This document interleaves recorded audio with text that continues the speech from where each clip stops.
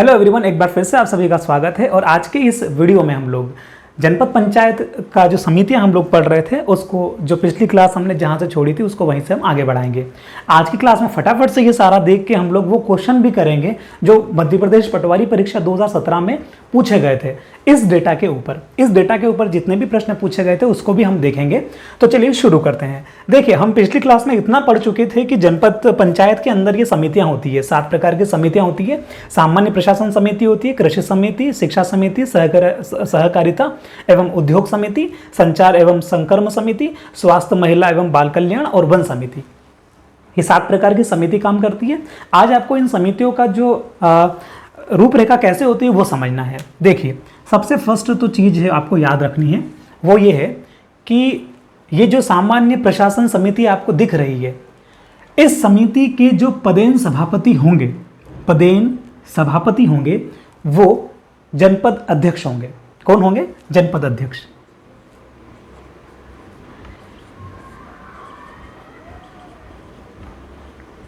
जनपद अध्यक्ष जो होंगे वो सामान्य प्रशासन समिति के सभापति होंगे। ये कंडीशन है, मतलब कि वही बनेंगे। ठीक। दूसरी चीज, जो आपको शिक्षा समिति दिख रही है, इसके जो सभापति होंगे, ये किसकी बात कर रहे हैं हम लोग? ये सभापति की बात कर रहे हैं। इन समितियों के सभापति होते हैं जिनके पास बैठक बुलाने का पावर है और जिनके पास कोई भी काम को ओके करने का पावर है कि चलो ये काम हम कर सकते हैं इस पर्टिकुलर वार्ड में।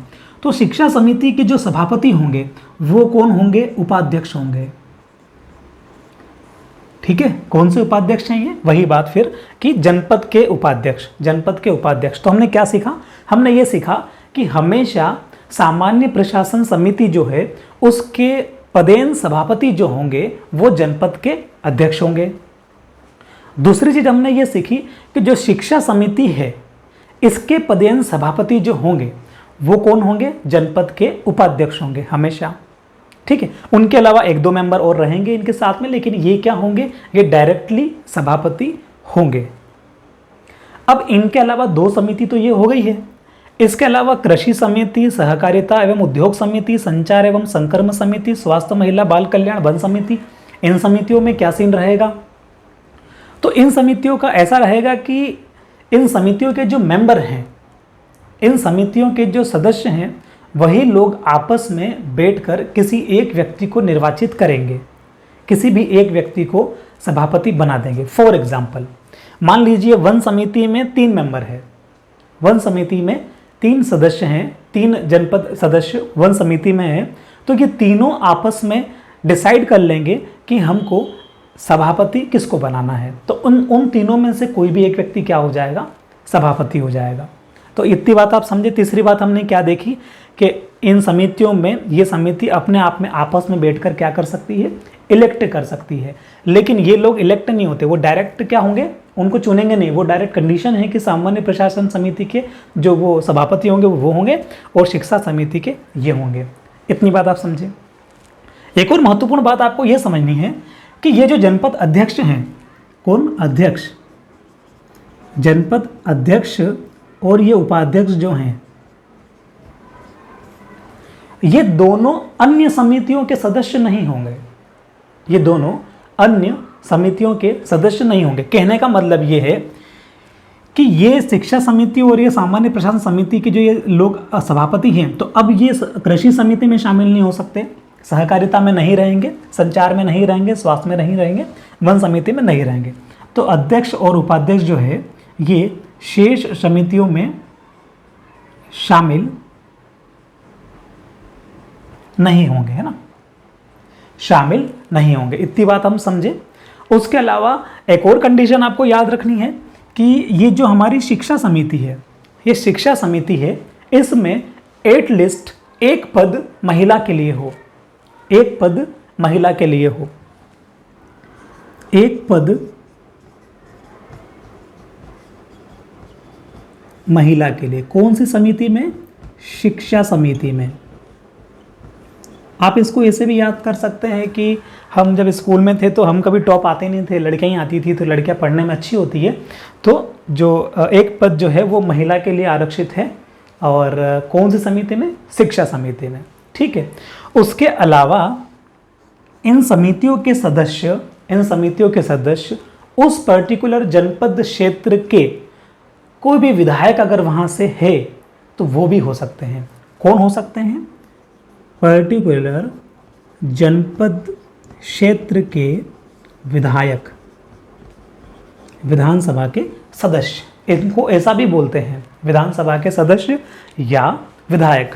तो ये जो है, ये भी अगर उस जनपद क्षेत्र से आ रहे हैं, है ना, इन समितियों में जो जनपद क्षेत्र से अगर वो हैं तो वो भी इनके सदस्य हो सकते हैं। इतनी बात आप समझे। तो ये तो था जनपद पंचायत के ऊपर पूरा डेटाबेस था। समितियां, ये 7 समितियां जिला पंचायत में भी होती है, लेकिन उसमें क्या क्या चीज़ें बदल जाएंगी वो हम देखेंगे। जिला पंचायत पढ़ते हैं। जिला पंचायत की आबादी जो है वो 50,000 से 1 लाख होनी चाहिए। वार्ड जो है वो 10 से 35 होना चाहिए। वार्ड के बारे में हमने बहुत अच्छे से पिछले वाले वीडियो में डिस्कस किया था कि वार्ड किस प्रकार से बनेंगे। तो एज इट इज़ आप थोड़ा सा और अगर दिमाग लगाएंगे अब तो पाएंगे कि ज़्यादा संख्या में क्या हो जाएगा, ग्राम पंचायतें शामिल हो जाएंगी। ठीक है, तो वार्ड इस प्रकार से बन जाएंगे आपके। और राजकीय पद जो हैं वो राजकीय पद आपका इसमें अध्यक्ष रहेगा, सदस्य रहेगा, उपाध्यक्ष रहेगा, जैसे यहाँ पे थे उसी प्रकार से। और उसी प्रकार से ये इलेक्ट भी होंगे। जो सदस्य होंगे, सबसे पहले जिला पंचायत के सदस्य इलेक्शन लड़ेंगे, चुनाव लड़ेंगे, और वो चुनाव लड़ने के बाद जनता के द्वारा चुने जाएंगे। जनता के द्वारा चुने जाएंगे इसलिए हम क्या कहेंगे कि वो प्रत्यक्ष रूप से, यानी कि वो डायरेक्टली इलेक्टेड हुए हैं। उसके बाद जब ये सदस्य बन जाएंगे तो ये सदस्य अपने ही उन लोगों में से किसी एक को अध्यक्ष चुन लेंगे। तो चूंकि ये आपस में बैठ के चुनेंगे, इनको जनता नहीं चुनेगी, तो इसलिए इनको क्या कहेंगे, अप्रत्यक्ष रूप से। जिसको जनता चुनती है वोट देकर, वो होते हैं प्रत्यक्ष, और जिनको वो आपस में बैठकर चुनते हैं मीटिंग कर कर, वो होते हैं अप्रत्यक्ष। तो अध्यक्ष का जो चुनाव हो जाएगा वो कैसे होता है, अप्रत्यक्ष रूप से होता है, क्योंकि ये जो जिला पंचायत के सदस्य होंगे ये अध्यक्ष को चुनेंगे। उपाध्यक्ष में हमने ये देखा था कि उपाध्यक्ष का चुनाव भी जो है कैसे होता है, अप्रत्यक्ष होता है। उसके अलावा शासकीय पद जो होता है उसमें CEO होते हैं, यानी कि चीफ एग्जीक्यूटिव ऑफिसर, मुख्य कार्यपालन अधिकारी जिला पंचायत। और उसके अलावा इनके पास वही पावर है, इनके पास फंड जो राज्य सरकार से जो फंड जिला पंचायत में आया है उसको जनपद पंचायत में देना है। और जनपद पंचायत का ये काम है कि जो फंड है उसको पर्टिकुलर ग्राम पंचायत तक पहुंचाया जाए। तो ये आपस में जो जनपद पंचायत जो है ये एक तरह से जिला पंचायत और ग्राम पंचायत के बीच में मध्यस्थ की भूमिका अदा करती है। ठीक है, अब हम आगे बढ़ते हैं कि कुल संख्या कितनी है। तो जिला मध्य प्रदेश के अंदर जिला पंचायत की कुल संख्या 52 है। 52 जिला पंचायतें काम कर रही है। जब परीक्षा हुई थी पिछली बार पटवारी की 2017 में, तब 51 काम कर रही थी, तब 51 काम कर रही थी, क्योंकि तब पेपर बन चुका था। उन्होंने ये बोला भी था कि नवंबर 2017 तक। वैसे तो एक जिला है, कौन सा जिला है हमारा, निवाड़ी जिला। वो निवाड़ी जिला 1 अक्टूबर 2018 को बना है। 1 अक्टूबर 2018 को एक जिला बना है निवाड़ी। ठीक है, निवाड़ी ये किससे हटके बना है, ये टीकमगढ़ से अलग होके बना है। पहले टीकमगढ़ जिला था, टीकमगढ़ जिला अब 2 भागों में विभाजित हो गया है।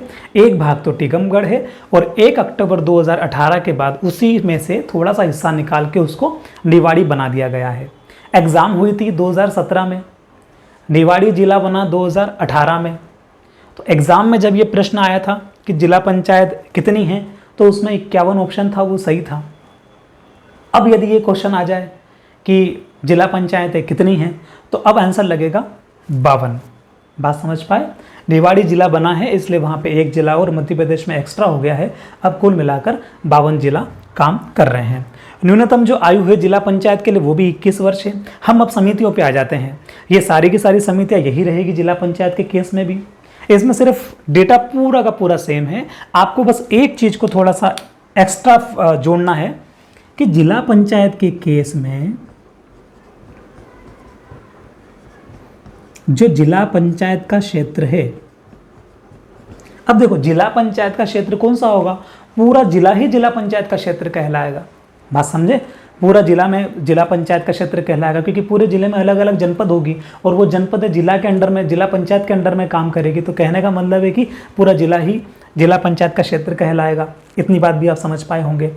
तो जब जिला ही पूरा जनपद जिला पंचायत ही जो है वो पूरा क्षेत्र कहलाएगा जिले का, तो फिर ये समितियां जो है ना, इन समितियों के जो सदस्य होंगे, इन समितियों के जो सदस्य होंगे उसमें आपको एक एक्स्ट्रा और जोड़ देना है। वो एक्स्ट्रा आप कौन जोड़ोगे?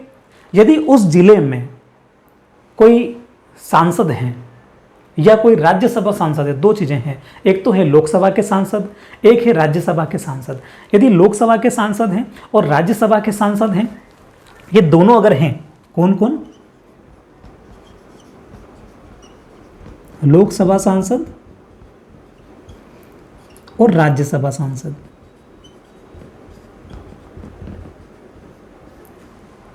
ठीक है, ये भी उस समिति के सदस्य हो सकते हैं। इतनी सी बात है। जनपद के केस में क्या था? जनपद पंचायत की जो समितियां थी उनके केस में क्या था?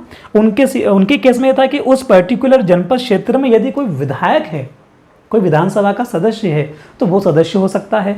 लेकिन सांसद नहीं हो सकता कि कोई दूसरी जनपद का, जिला तो सेम है लेकिन कोई दूसरी जनपद का अगर वो सांसद है तो वो यहाँ का सदस्य नहीं बन पाएगा जनपद समिति का। बात समझ में आ रही है आपको? और जिला पंचायत तो पूरा ही कहलाएगा, पूरी बाउंड्री ही कवर हो जाएगी पूरे जिले की। तो उस पूरे जिले के अंदर जितने भी लोकसभा के सदस्य हैं यानी कि सांसद हैं, जितने भी राज्यसभा के सदस्य हैं यानी कि राज्यसभा के सांसद हैं, जितने भी विधानसभा के सदस्य हैं यानी कि विधायक हैं, ये सभी लोग पात्र होंगे, जिला पंचायत की समितियों में सदस्य होंगे। ठीक है, लेकिन इसमें सिर्फ एक कंडीशन है कि उनका नाम ग्रामीण मतदाता सूची में होना चाहिए। यानी कि कोई विधायक है, मान लो कोई सांसद है और कोई सांसद है, उसका नाम नगरपालिका वाली सूची में चल रहा है, वोटर लिस्ट जो है वो नगरपालिका के वार्ड वाली किसी सूची में उस सांसद का नाम है, तो वो जिला पंचायत की इन समितियों का सदस्य नहीं होगा। लेकिन हाँ, उसका नाम किसी गांव वाली मतदाता सूची में चल रहा है, चाहे वो रह जिला स्तर पर रहा है, लेकिन उन पर्टिकुलर सांसद का जो नाम है वो कहाँ चल रहा है? ग्रामीण क्षेत्र में चल रहा है, तो वो हो सकते हैं। तो सिर्फ ये कंडीशन है, हो तो ये सभी सकते हैं, लोकसभा सांसद, राज्यसभा सांसद, विधायक। विधायक मैंने लिखा नहीं, विधायक, तो ये विधानसभा के सदस्य, ये तीनों उस समिति के सदस्य हो सकते हैं। लेकिन कंडीशन आप समझ पाए? कंडीशन ये है कि ग्रामीण क्षेत्र की मतदाता सूची में उनका नाम होना चाहिए, न कि शहरी क्षेत्र की मतदाता सूची में। तो अब हम वो प्रश्न करते हैं जो कि परीक्षा में पूछे गए थे, और प्रश्न नंबर 1 से हम शुरू करते हैं। तो चलिए पहला प्रश्न करते हैं। संवैधानिक प्रावधान के अनुसार जिला परिषद के अध्यक्ष का चुनाव कैसे होता है? ऑप्शन नंबर फर्स्ट है प्रत्यक्ष, दूसरा है अप्रत्यक्ष, तीसरा है राज्य विधानमंडल द्वारा, चौथा है सहयोग के माध्यम से। इन चार में से एक ऑप्शन सही है। और 9 दिसंबर 2017 शिफ्ट 2 में यह प्रश्न पूछा गया है। तो आप बताइए कि संवैधानिक प्रावधान के अनुसार जिला परिषद से यहाँ पर मतलब है जिला पंचायत के अध्यक्ष का चुनाव कैसे होगा? तो कैसे होता है? अध्यक्ष का चुनाव होता है अप्रत्यक्ष। हमने बहुत अच्छे से पढ़ा है कि जिला पंचायत या जिला परिषद के अध्यक्ष का चुनाव जो है वो अप्रत्यक्ष रूप से होता है, क्योंकि जनता जो है वो तो जिला पंचायत के सदस्य को चुनती है, जबकि जिला पंचायत के सदस्य जो है वो मिलकर जो है फिर अध्यक्ष को चुनते हैं, इसलिए उनका चुनाव अप्रत्यक्ष होता है। बात क्लियर है? तो इसका जो आंसर लगेगा वो लगेगा दूसरा, अप्रत्यक्ष। इसके बाद अगला क्वेश्चन है कि जनपद पंचायत के मुख्य कार्यकारी अधिकारी के रूप में कौन कार्य करता है? मुख्य कार्यकारी अधिकारी कौन है? ये मुख्य कार्यपालन अधिकारी। फर्स्ट है ऑप्शन आपका जनपद पंचायत का अध्यक्ष, दूसरा ऑप्शन है राज्य सरकार का एक अधिकारी, तीसरा ऑप्शन है विधानसभा का एक सदस्य, और चौथा ऑप्शन है पंचायत का सचिव।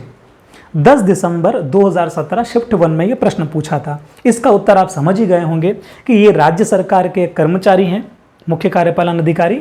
तो ये जो है मुख्य कार्यकारी अधिकारी के रूप में जनपद में काम करते हैं। तो इनका आंसर क्या लग जाएगा? दूसरा वाला, राज्य सरकार का एक अधिकारी। तीसरा प्रश्न था कि जनपद पंचायत की स्थायी समितियों का कार्यकाल कितना होता है? जनपद पंचायत की स्थायी समितियों का कार्यकाल कितना होता है? 2 वर्ष, 3 वर्ष, 4 वर्ष, 5 वर्ष। अब आप खुद ही सोचिए कि यदि इनके सभापति ये जनपद अध्यक्ष बन रहे हैं, उपाध्यक्ष बन रहे हैं, जो लोग चुनाव जीते हैं वही लोग बन रहे हैं, तो ये कब तक रहेंगे? ये तो 5 साल तक रहेंगे, क्योंकि इन तीनों का ही कार्यकाल जो है वो 5 वर्षों का है। तो इसका आंसर क्या लगेगा?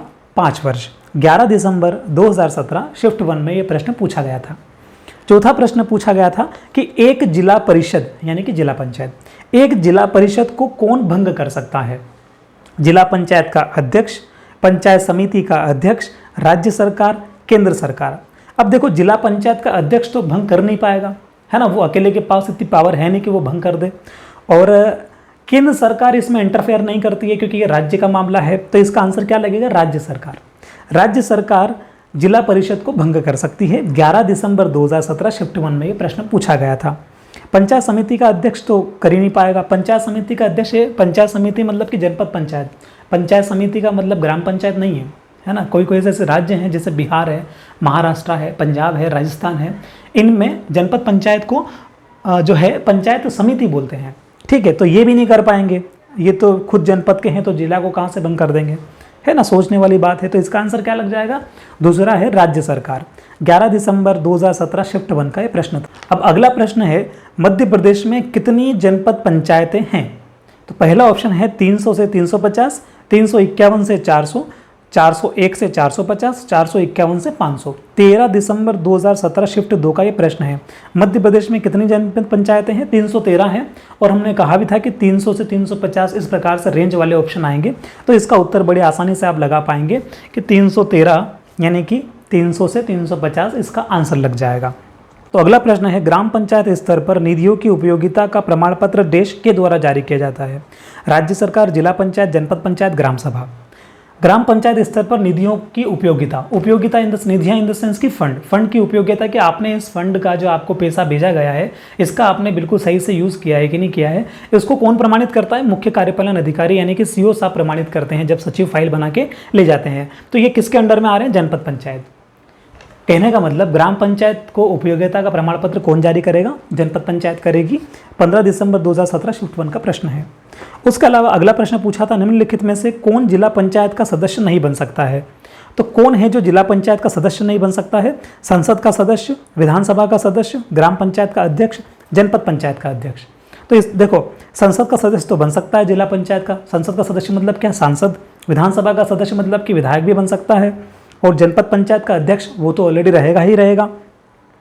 ग्राम पंचायत का अध्यक्ष मतलब कि सरपंच कभी भी जो है जिला पंचायत का सदस्य नहीं बन सकता है। तो इसका आंसर क्या लग जाएगा? सरपंच या फिर ग्राम पंचायत का अध्यक्ष। 15 दिसंबर 2017 शिफ्ट 1 का ये प्रश्न पूछा था।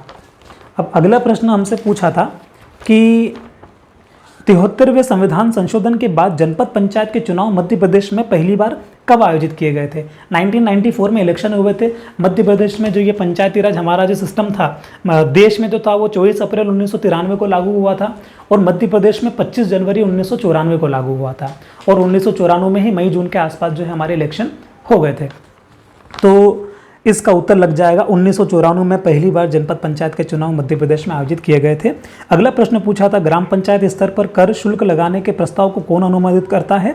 पहला ऑप्शन था जिलाधीश, जिला पंचायत, ग्राम सभा, जनपद पंचायत। 20 दिसंबर 2017 शिफ्ट 2 का प्रश्न है, जनपद पंचायत। कभी भी आपको इस प्रकार का क्वेश्चन मिले ना कि ग्राम पंचायत के किसी भी कार्य को कौन अनुमोदित करता है, तो 99% केस में या 100% ही मान लो जनपद पंचायत ही करेगी।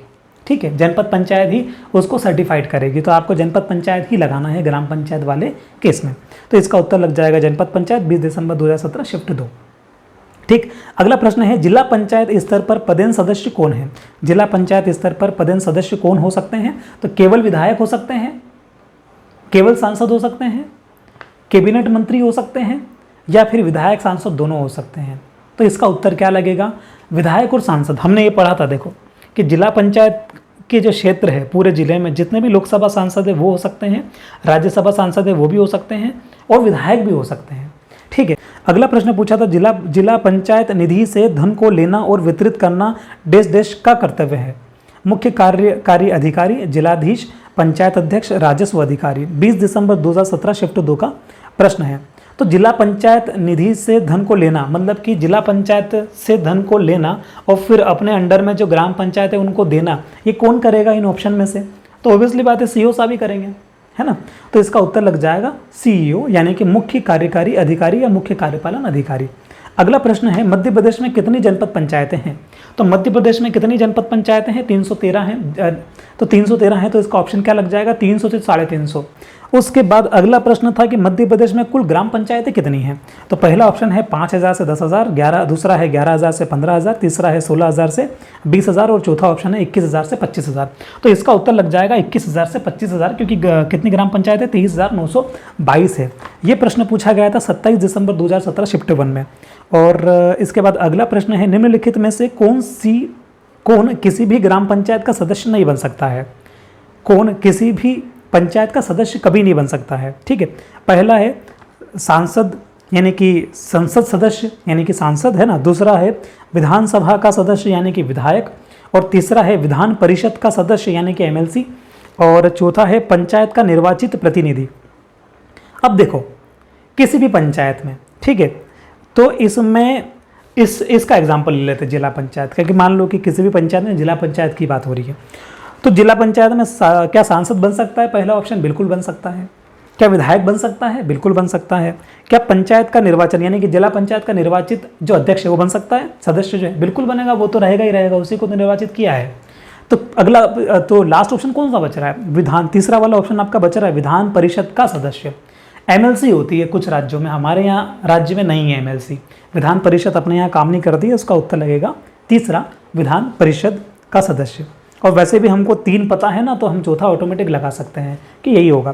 तो 27 दिसंबर 2017 शिफ्ट 2 को ये प्रश्न पूछा था। उसके अलावा फिर अगला क्वेश्चन था कि संवैधानिक प्रावधान के अनुसार पंचायत समिति के अध्यक्ष का चुनाव कैसे होगा? पंचायत समिति, मैंने आपसे क्या कहा कि बिहार, राजस्थान, महाराष्ट्र, पंजाब ये ऐसे राज्य हैं जहाँ पे जनपद पंचायत को पंचायत समिति कहते हैं, तो आपको कंफ्यूज नहीं होना है, ठीक है। तो ये कहना चाह रहे हैं कि जनपद पंचायत के अध्यक्ष का चुनाव कैसे होता है? अप्रत्यक्ष रूप से। जनपद पंचायत के अध्यक्ष का चुनाव अप्रत्यक्ष रूप से होगा, ठीक है। तो इसका आंसर लग जाएगा अप्रत्यक्ष। 27 दिसंबर 2017 शिफ्ट 2 का प्रश्न है। अगला प्रश्न था कि नवंबर 2017 तक मध्य प्रदेश में कुल जिला पंचायतों की संख्या कितनी है? 29, 37, 46, 51। तो इसका आंसर लग जाता 51। कब तक पूछा था? नवंबर 2017। इसलिए अगर वो 18 में पेपर होता, वो भी अक्टूबर के बाद में, तो फिर 52 आंसर लगता। तो फिलहाल इस आंसर के अनुसार जो है 51 लगना चाहिए। इस प्रश्न के अनुसार जो डेटा दिया है कि नवंबर 2017 तक कुल कितनी जिला पंचायत थी, तो नवंबर 2017 तक हमारे राज्य में 51 जिले थे, इसलिए 51 जिला पंचायतें थी। तो इसका आंसर लग जाएगा 51। और 28 दिसंबर 2017 शिफ्ट 1 में यह प्रश्न पूछा गया था। एक लास्ट प्रश्न है, जनपद पंचायत का गठन किस स्तर पर होता है? तो जनपद पंचायत का स्तर क्या ग्राम स्तर पर होता है, क्या ब्लॉक स्तर पर तो होता है, या जिला पे या राज्य पे? तो इसका आंसर लग जाएगा ब्लॉक स्तर पर जनपद पंचायत का गठन होता है। 28 दिसंबर 2017 शिफ्ट 2 का प्रश्न है। और भी यदि कुछ प्रश्न होंगे तो हम अगली क्लास में लेके आएंगे। तो फिलहाल के लिए बस इतना ही। हमने जनपद पंचायत, जिला पंचायत और इन सबको पढ़ा, समितियां पढ़ी, ये सारा देखा, इनके टर्म कंडीशन। आप जब नोट्स बनाएंगे तो नोट्स में और भी जगह रखना, क्योंकि आज नहीं तो फिर जब वैकेंसी आएगी तब अगर और भी कुछ डेटा हमको ऐड करना पड़ा तो हम इसमें ज़रूर ऐड करेंगे। तो मिलते हैं अगली क्लास में, तब तक के लिए थैंक यू।